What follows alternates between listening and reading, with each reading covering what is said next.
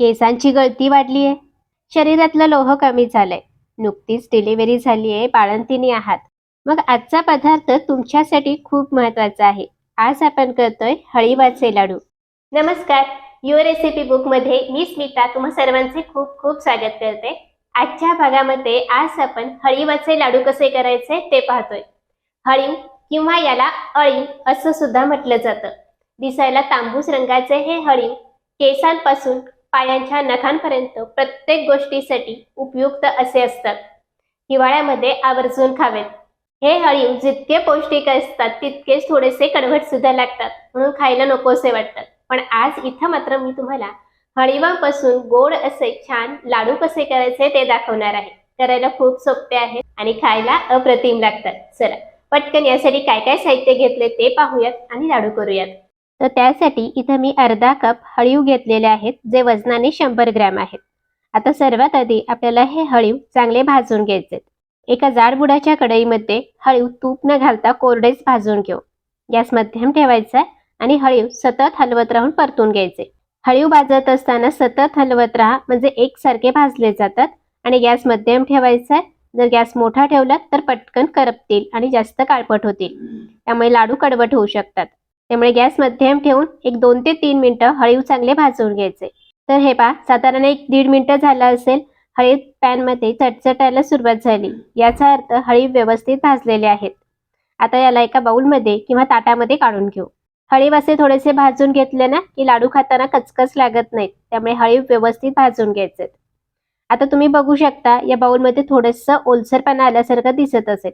चमच्याने याला 1-2 मिनिटं हलवून घ्यायचं, थोडेसे मोकळे करून घ्यायचे आणि पूर्णपणे गार करून घ्यायचे. हळीव पूर्णपणे गार झाले की यामध्ये आपल्याला घालायचे अर्धा कप नारळाचं पाणी. इथं आपण ओले नारळ वापरणार आहोत, त्या नारळ फोडलेल्यातलंच इथं नारळाचं पाणी घेतलेलं आहे. आता तुमच्या नारळामध्ये पाणी इतकं नसेल तर साधं पाणी वापरलं तरी चालेल. याला सगळं व्यवस्थित मिसळून घेऊयात आणि साधारण 20 ते 25 मिनिटं भिजण्यासाठी बाजूला ठेवूयात. आता हे हळीव भिजेपर्यंत हवं तर तुम्ही नारळ किसून घेऊ शकता, गूळ चिरून घेऊ शकता, अशी छोटी मोठी पूर्वतयारी करू शकता. आता हळीव भिजत घालून इथं एक साधारण 20-25 मिनिटं झालेली आहेत. किंवा वेळ कमी असेल ते एक 5-10 मिनिटांमध्ये सुद्धा हळीव व्यवस्थित भिजले जातात. हळीव भिजले, आता पुढची तयारी करूयात. त्याच कढईमध्ये इथे मी 2 चमचे साजूक तूप घेतले. यामध्ये सुकामेवा आपल्याला भाजून घ्यायचा आहे. इथे मी अर्धा कप सुकामेवा घेतला, ज्यामध्ये काजू, बदाम आणि पिस्त्याचे काप आहेत. सुक्या मेव्याचं प्रमाण तुम्ही आवडीनुसार कमी जास्त करू शकता. आता हे काजू बदाम हलकेसे तांबूस होईपर्यंत परतून घेतले. यामध्ये घालत ओल्या नारळाचा चव. इथं 2 कप घट्ट दाबून भरून मी ओल्या नारळाचा चव घेतलेला आहे. वजनाने म्हणाल तर साधारण एक 200 ते 250 ग्रॅम होईल. आता खोबरं घातलं की याला आपल्याला तुपामध्ये चांगलं परतून घ्यायचंय. खोबरं असं थोडंसं तुपामध्ये परतून घेतलं ना की यातला ओलावा कमी होतो आणि लाडू जास्त दिवस चांगले टिकतात.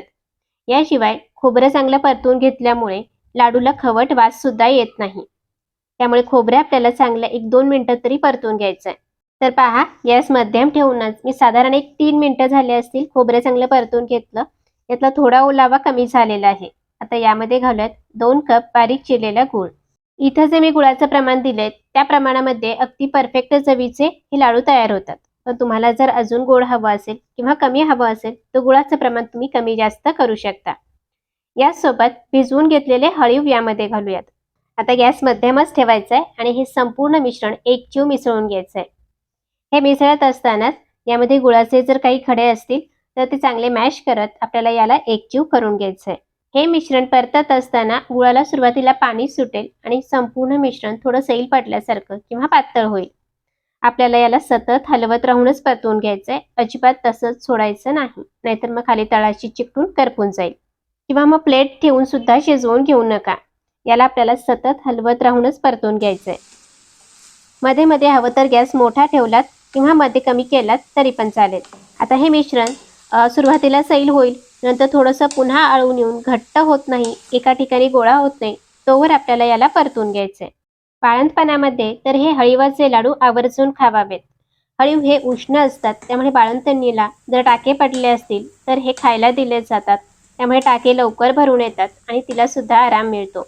यासोबत जर केस गळती होत असेल तरी सुद्धा हे लाडू खावेत. केस गळती थांबते आणि केस छान चमकदार होतात.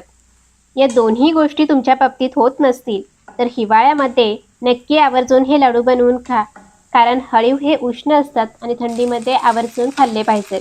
त्यामुळे याआधी जर तुम्ही हळीवाचे लाडू कधी केले नसतील तर नक्की माझ्या पद्धतीने करून बघा, अतिशय सुरेख होतात. तर हे पहा, साधारण एक 20 ते 25 मिनिटं झाले असतील. मिश्रण मी परतून घेतलं आणि बऱ्यापैकी कोरडं झालेलं आहे.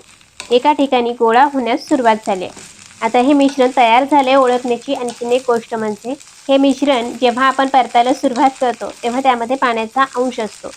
त्यामुळे हे परतत असताना याचा सट सट असा आवाज येत राहतो. हा आवाज जोपर्यंत कमी होत नाही तोवर आपल्याला हे मिश्रण परतून घ्यायचं आहे.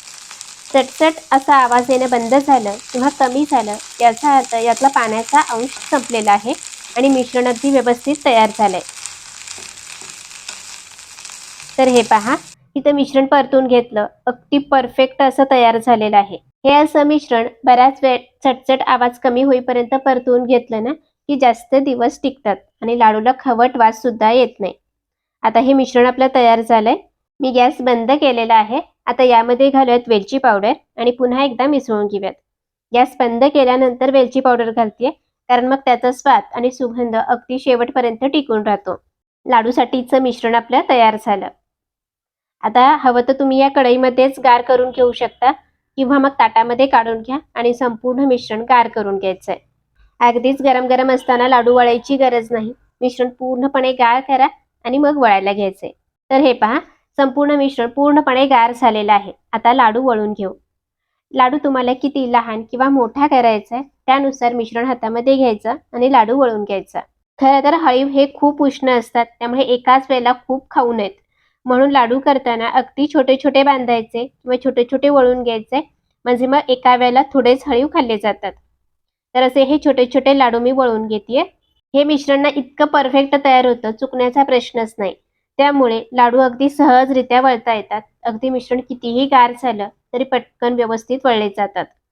तर इथे मी संपूर्ण लाडू वळून घेतले. तयार झाले सुरेख, सुंदर, पौष्टिक असे आपले हे हळीवाचे लाडू.